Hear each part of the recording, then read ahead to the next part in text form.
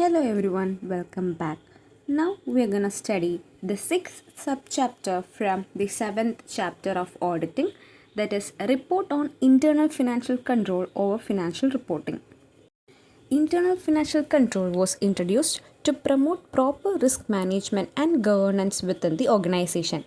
The main purpose is to reduce organized frauds and improve reliability of financial reporting. So now let's see the definition. According to section 134 subsection 5e, internal financial control means the policies and procedures adopted by the company for ensuring orderly and efficient conduct of business, safeguarding assets, prevention and detection of frauds and errors, accuracy of accounting records, and timely preparation of reliable financial information. So let's see each point. First one is orderly and efficient conduct. So this means the business activities should run smoothly without confusion or wastage.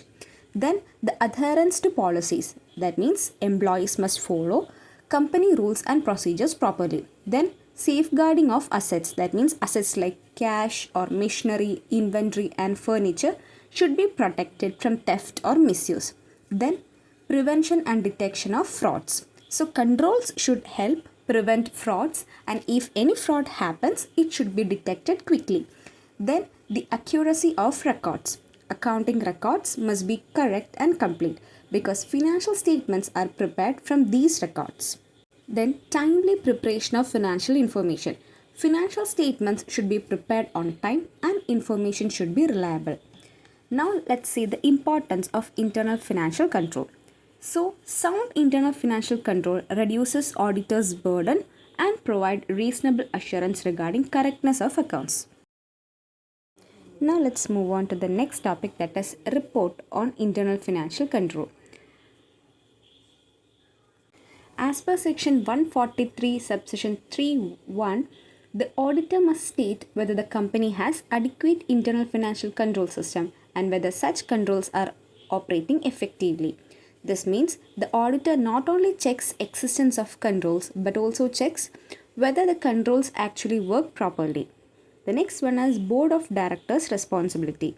Rule 858 requires Board of Directors to mention adequacy of internal financial controls in board's report.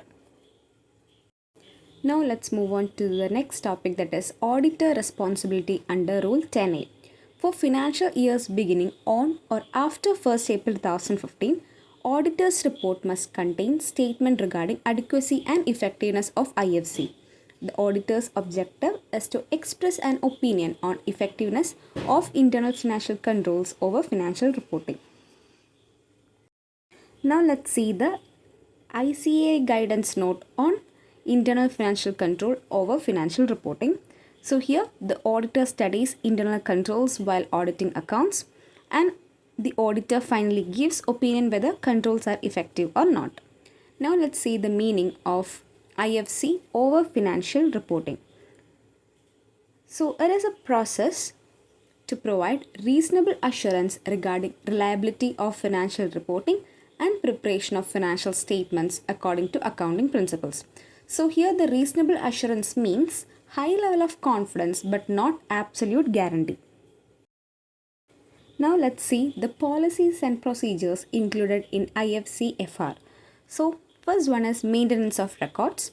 All transactions should be properly recorded and records should accurately reflect company's transactions. Then the recording of transactions should be recorded properly and payments should be made only with proper authorization.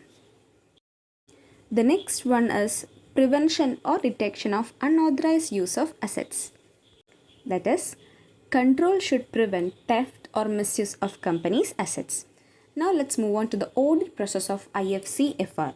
So here the auditor conducts audit through proper planning, testing design effectiveness and testing operating effectiveness. So here design effectiveness means whether the control is properly designed, and operating effectiveness means whether the control actually works in practice. Now let's see the applicability on consolidated financial statements. So, the IFC reporting applies even for consolidated financial statements of companies under Companies Act 2013. However, it is not applicable for interim financial statements like quarterly or half yearly statements unless specifically required.